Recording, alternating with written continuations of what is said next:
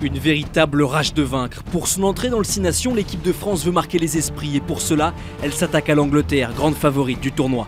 L'entame de match et les rebonds sont français et UG s'écroule dans l'embut 2 fois en moins de 20 minutes. Mais le 15 de la Rose repasse vite en tête et c'est d'un miracle que les Bleus ont besoin. 77e minute, le miracle à 19 ans, il s'appelle Gaël Fickou, première victoire au forceps du 15 de France. Comme on dit, on en a eu dans le caleçon aujourd'hui et de voir les mecs avec la banane aujourd'hui, je crois qu'il n'y a que ça de vrai. Deuxième match et deuxième réception consécutive après l'Angleterre, c'est l'Italie qui défie les Bleus au Stade de France.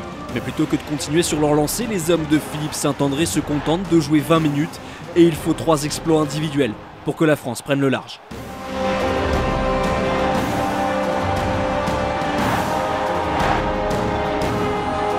En dépit d'un match moyen et à défaut de convaincre pleinement, les Bleus prouvent qu'ils savent gagner, même quand les matchs sont brouillons.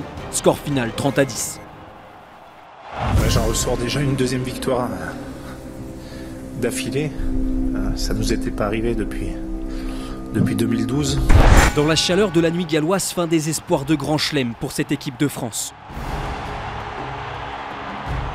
Cueillis à froid, les tricolores implosent dans la cocotte minute du Millennium. Dépassés, dans tous les secteurs, les Bleus tombent de haut, faillite des leaders, 27-6 pour les Diables Rouges, les Bleus replongent dans l'enfer des doutes.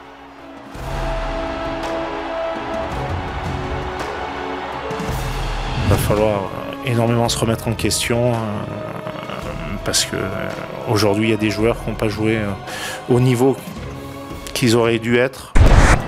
L'Écosse devait être la victime expiatoire, l'adversaire idéal pour faire le plein de confiance. Mais les Bleus n'y arrivent plus, mais les chahutés, touche catastrophique, ce 4e match est totalement raté. Et c'est une nouvelle fois un éclair de Yoann Huget qui fait basculer la rencontre. Nouvelle victoire, sans rien montrer pour la France. La pénalité de la gagne de Jean-Marc Doussin sauve à peine les apparences et la frustration est dans toutes les bouches. Tout le monde est frustré dans la télévision, nous aussi on est frustré sur le terrain. Je suis aussi frustré qu'après le Pays de Galles. On s'était promis de gagner ici à Murrayfield, on l'a fait. Mais le tournoi Destination 2014 se termine sur une note presque logique. Dans ce qui est certainement comme le plus beau match de cette équipe de France, les Bleus s'inclinent face au vainqueur du tournoi. L'Irlande d'Odriscoll, la légende, qui se retire sur une dernière victoire.